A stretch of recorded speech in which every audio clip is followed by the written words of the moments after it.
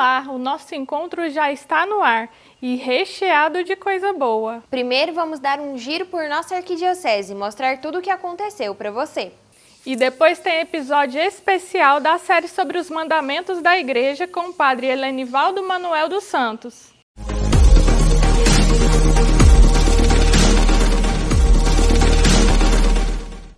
No último domingo, 24 de outubro, Dom Washington Cruz celebrou na Catedral Metropolitana a missa em ação de graças aos 88 anos de Goiânia. Nós, confiantes e humildemente, te pedimos, entra e permanece no coração de Goiânia. Abençoa todos os seus habitantes, seus gestores. Guarda todos em teu amor, vivos ou falecidos, que moraram e edificaram esta cidade, pela intercessão de tua e nossa Santa Mãe, auxiliadora padroeira de Goiânia, concede-nos um futuro de paz, de justiça, de pão, de fraternidade, de beleza, de vida e de felicidade. Amém. Também no dia 24 de outubro aconteceu a bênção do novo órgão litúrgico na paróquia Nossa Senhora Rosa Mística. A Igreja reafirmou no Concílio Vaticano II que o instrumento já se tornou uma tradição na Igreja e ajuda a elevar poderosamente o Espírito a Deus. Caríssimos irmãos, aqui estamos reunidos para benzer o novo órgão, que irá sem dúvida tornar mais bela e mais solene a celebração da liturgia divina. Sabeis que a arte musical, empregada nas ações do culto, visa antes de tudo a glorificação de Deus e a santificação das almas. No dia 26 de outubro, o Coro Sinfônico de Goiânia apresentou um concerto sacro na Catedral Metropolitana de Goiânia. A regência do concerto foi da maestrina Catarine Araújo e no piano Fábio Leite.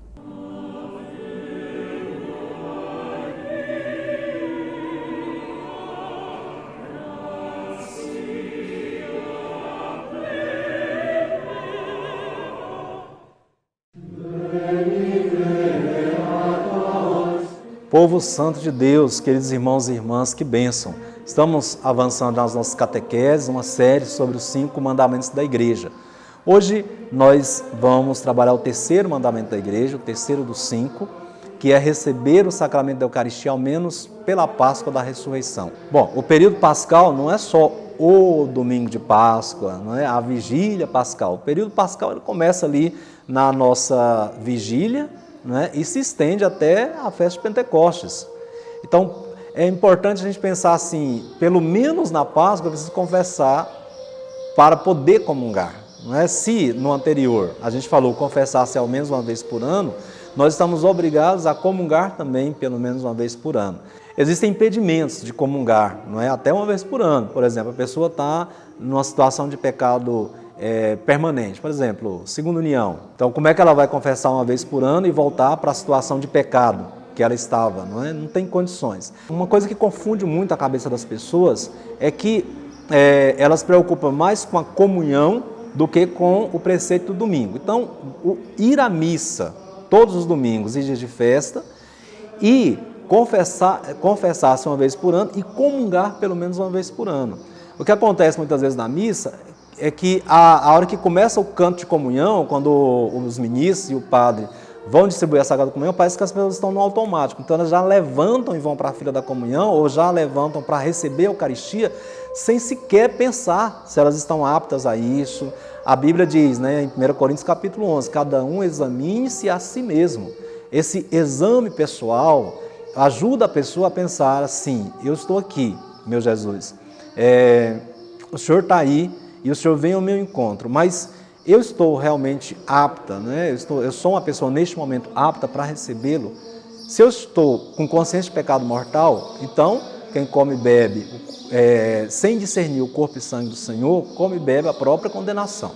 Então, para que você saia da igreja, mesmo sem ter comungado, sem a sensação de que você cometeu um pecado, então é melhor não comungar, abstenha-se de comungar. Você não é obrigado a comungar toda a missa que você vai. Se você tiver em consciência de pecado mortal, não comungue. Não comungue. Se você está em consciência de que está em pecado mortal, procure a confissão para que você possa, então, com a ajuda do confessor, retornar à mesa da Eucaristia. Agora, tem gente também que já vai para o outro lado, não é? Uma discussão, uma briga no trânsito, uma contrariedade que passou com a esposa, uma raiva, uma ira, aí essa pessoa já não vai comungar, ela não comunga. Então, e muita gente é escrupulosa demais, qualquer coisa ela não comunga, qualquer coisa, olha, comunhão, o Papa Francisco já falou, não é prêmio pelo meu bom comportamento, a comunhão é o quê? A comunhão é remédio. E por isso que existem situações em que eu preciso da comunhão, não é? Então, na maioria das vezes, eu preciso ter a consciência de que eu necessito comungar. Não é porque eu mereço comungar, porque merecer ninguém merece. Então, se a gente fosse comungar só quando nós estamos bem, então quem é que ia comungar? Às vezes o padre nem ia poder celebrar a missa, não é? Porque raiva toda hora a gente passa. Então, os pecados veniais, façam um bom ato penitencial no começo da Santa Missa, um bom ato penitencial. Esse ato penitencial predispõe você a receber a Sagrada Comunhão.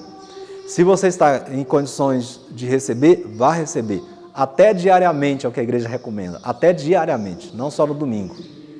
Não é luxo, não é? É uma bênção, é uma graça de Deus. Não sou digno de que entreis em minha morada, dize uma palavra e sereis salvos, mas Ele quer. Ele quer. Eis que estou à porta e bato, se você abrir, eu entro e nós cearemos juntos. Foi o que ele falou.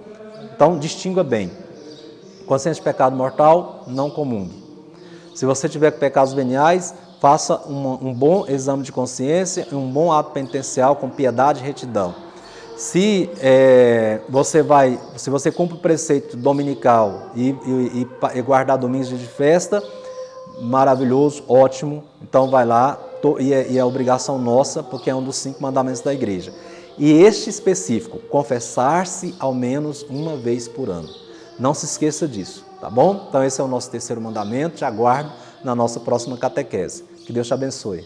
Rezemos pelos aniversariantes dessa semana. No dia 1º de novembro, Padre Arpuim Aguiar de Araújo comemora mais um ano de vida.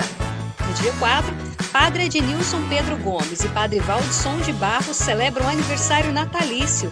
No dia 5, é aniversário de nascimento do Padre Henrique Jacob. E no dia 6 de novembro é dia de comemorar o aniversário do Padre Clóvis de Jesus e do diácono Carlos Vieira.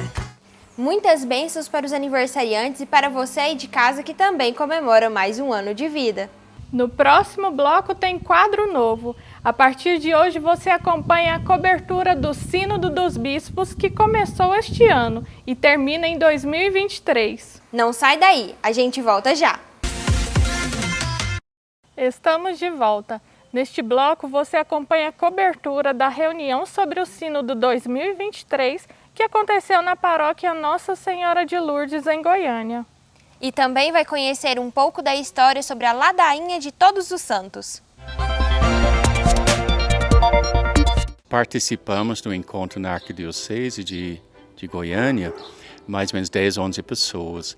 E lá que foi apresentado o processo sinodal. E depois deste momento nós nos encontramos e partilhamos o sentimento que nós tivemos a partir das apresentações. E a gente percebeu que o grupo ainda é muito pequeno para conduzir esse processo na paróquia, principalmente o processo de escuta. E nós fomos escolhendo pessoas de comunidades que não participaram do encontro da arquidiocese, pessoas que estão na frente da catequese, da liturgia e de outros grupos e pastorais, para podermos formar um grupo de monitores, como foi pedido pela arquidiocese. E este grupo vai conduzir no mês de novembro o processo sinodal de escuta nas comunidades da paróquia e nos grupos e pastorais. A gente quer escutar o máximo número possível de pessoas. A pergunta que é nos feita, quais são as alegrias, quais são as feridas, quais são os mágoas, quais são as dificuldades, em sermos essa igreja, esse caminhar juntos. E como já foi colocado na reunião hoje, às vezes temos que escutar o que talvez nos desafia, as críticas, o que nós não queremos ouvir, mas temos que ouvir. Então, por isso, esse processo está acontecendo aqui hoje com as pessoas que vão conduzir nas comunidades.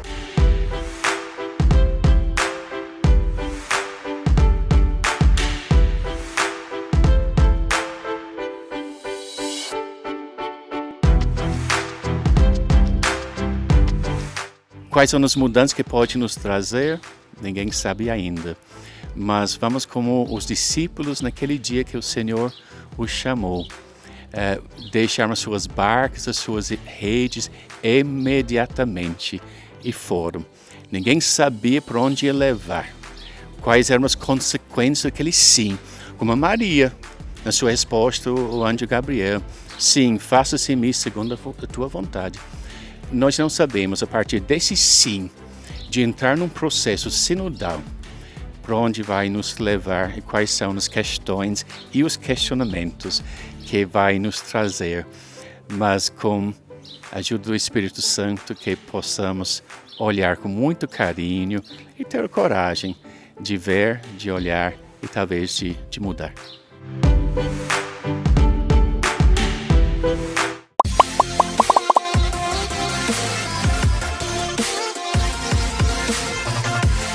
Você conhece a ladainha de Todos os Santos? A ladainha, ou também litania, como às vezes é conhecida a depender da região, diz respeito a um gênero ritual musical em que um solista proclama, entoa as invocações e em seguida é respondido pela Assembleia com alguma aclamação. A principal aclamação desde a origem do cristianismo é Kyrie eleison, que foi incorporada no rito do ato penitencial da missa a partir da tradução Senhor, tende piedade de nós. Isso significa que na sua origem a ladainha tinha como centralidade a figura de Cristo, Cristo ressuscitado, que atendia o clamor do povo, que recebia as intenções pelo povo oferecidas, que era o centro de toda a celebração e a ação ritual. Aos poucos, e sobretudo a partir do IV século, algumas outras figuras começaram a ser introduzidas nas orações dos cristãos e, por consequência, também na ladainha. A princípio, aqueles homens e mulheres que deram a vida pela fé, os conhecidos mártires do início do cristianismo. Com isso, a ladainha, que tinha centralidade em Cristo, passou a adotar também uma dimensão de confissão do pertencimento universal à Igreja. A Igreja, as testemunhas, os testemunhas de Cristo ressuscitado, presentes no mundo e dispostos a levar até a última instância a sua fé. Essa é a ladainha que hoje nós conhecemos como ladainha de Todos os Santos, porque ao longo da história, outros santos, mesmo os que não foram martirizados, foram introduzidos a partir das suas diferentes virtudes, dos seus diferentes feitos, das diferentes contribuições, dos diferentes incentivos que forneceram à fé cristã. Homens e mulheres dos mais diferentes campos de ação da Igreja, pais e mães de família, sacerdotes, religiosas, leigos, crianças, cada qual como testemunha do exercício da sua vocação ou do seu ministério de fé. Atualmente, a ladainha de Todos os Santos é sempre entoada nos momentos fortes da fé, como por exemplo na celebração dos sacramentos, na celebração do rito de uma ordenação, na celebração do batizado, no matrimônio, por exemplo, a partir da ladainha dos santos esposos. Isso significa que nós que hoje celebramos a fé em Cristo, estamos unidos a uma fé que nos antecede, que vem de outros tempos, o tempo daqueles que antes de nós aceitaram o chamado de Cristo e assumiram a sua vocação. Todas as vezes que nós rezamos a ladainha de todos os santos, nós nos unimos enquanto igreja peregrinante pelo mundo, enquanto igreja que ainda está a caminho do reino, com aqueles que já se encontram na glória, à companhia dos anjos e de todos os santos, contemplando face a face a Santíssima Trindade, que é o motivo da nossa fé.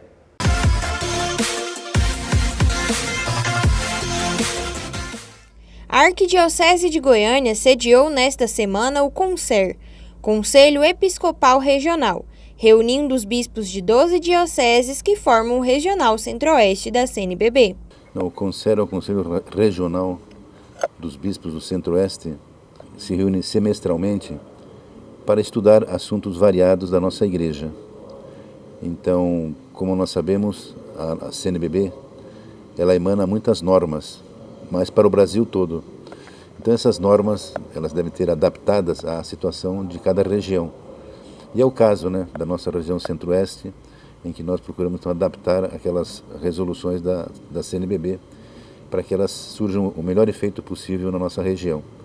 Estamos aqui reunidos, todos os bispos do Regional Centro-Oeste, justamente para ver quais foram os impactos da pandemia na igreja do Centro-Oeste. Graças a Deus, muita coisa já está voltando ao normal, mas ainda muita coisa tem que ser reajustada. Durante o conselho, os bispos tiveram a oportunidade de ouvir as opiniões dos sacerdotes presentes na reunião sobre os desafios enfrentados nas paróquias e comunidades nesse momento de pandemia. Esse é um tema bem concreto que nós estamos tratando aqui no CONCER, que é justamente o presbítero de volta, outra vez inserido na sua comunidade de uma forma normal, realmente como pastor, como presbítero.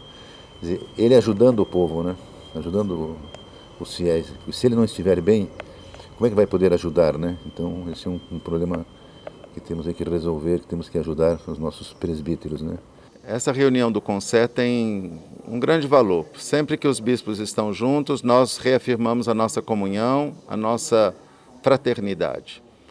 Nós também temos a oportunidade de escutar presbíteros que se reúnem conosco diante de temas importantes. Neste encontro, por exemplo, nós conversamos sobre o cuidado dos presbíteros em relação aos presbíteros, os padres das nossas dioceses, mas também sobre a formação inicial dos presbíteros, numa dimensão muito importante para o nosso tempo, que é a dimensão missionária, o tema da missionariedade na formação sacerdotal. Gabi, o nosso segundo bloco já chegou ao fim, mas não sai daí que no próximo bloco tem entrevista. O Marcos Paulo entrevistou o diácono Dino Magalhães, que é o coordenador da Pastoral da Esperança aqui da Arquidiocese de Goiânia. E depois tem as notícias no Café com Fé. Estamos de volta e neste bloco tem o Café com Fé, com as notícias da nossa Arquidiocese, do Brasil e do mundo. Assista agora a entrevista com o diácono Dino Magalhães, ele que é coordenador da Pastoral da Esperança.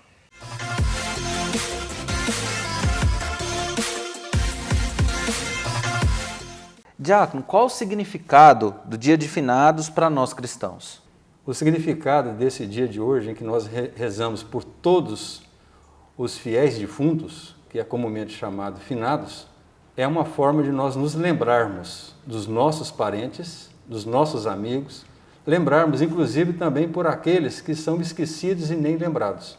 Esse significado é mostrar o nosso reconhecimento nessas pessoas, a nossa fé em rezar por eles e, obviamente, a esperança é que eles sejam merecedores do reino celeste plenamente e que nós também, algum dia, possamos nos encontrar com eles. Como nós devemos participar e viver desse dia? Primeiramente, a gente tem que, de fato, nos doar. A questão de doar está no sentido da gente fazer aquilo que nós falamos com a boca.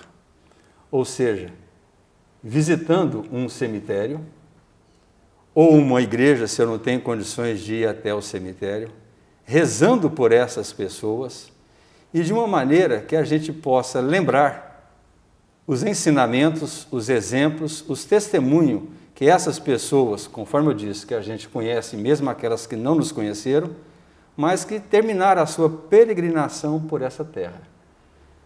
E que, cumprindo essa missão, eles sejam perdoados dos seus pecados e sejam merecedores do reino celeste, da vida eterna. O dia de finados é um dia de tristeza, diácono? É uma boa lembrança. Muitos de nós choramos, mas jamais nós podemos deixar que esse choro seja por tristeza. Se nós rezamos e pedimos para Deus perdão dos nossos pecados, se nós rezamos pedindo para Deus por as pessoas as quais amamos e já não estão aqui, e a gente crê que Deus é bom, que Deus é amor, por que a gente pode entristecer por essa pessoa que a gente tanto amou e tanto nos fez companhia, e por aqueles que a gente não conheceu, mas que também já não estão mais aqui, não sejam merecedores do reino celeste? A vida é eterna. Nós aqui somos peregrinos. A nossa permanência aqui, Deus sabe. Então não chore. Chore pela separação física, mas não se atenha a esta dor. Creia que é merecedor de estar junto de Deus, de todos os santos e santas, e de lá interceder por cada um de nós. Olá, seja bem-vindo ao Café com Fé, um momento para você ficar por dentro das notícias da igreja, no mundo, no Brasil e aqui, em nossa Arquidiocese de Goiânia. O tema da catequese do Papa Francisco desta quarta-feira, dia 27, foi o fruto do Espírito. Na audiência geral, o pontífice deu continuidade às catequeses sobre a carta de São Paulo aos Gálatas. Francisco destacou que São Paulo pede aos Gálatas para voltarem ao essencial, isto é, a Deus que nos dá vida em Cristo crucificado. Se perdermos o rumo da nossa vida espiritual, sigamos o conselho de São Paulo. Contemplemos Cristo crucificado. Recomecemos dele. Paremos em adoração diante do Santíssimo Sacramento, tendo a certeza de que o que nos muda o coração não são as nossas obras, mas a ação do Espírito Santo em nós. Dando continuidade à caminhada em preparação para o Sínodo dos Bispos de 2023, algumas paróquias da nossa arquidiocese já deram início às suas reuniões.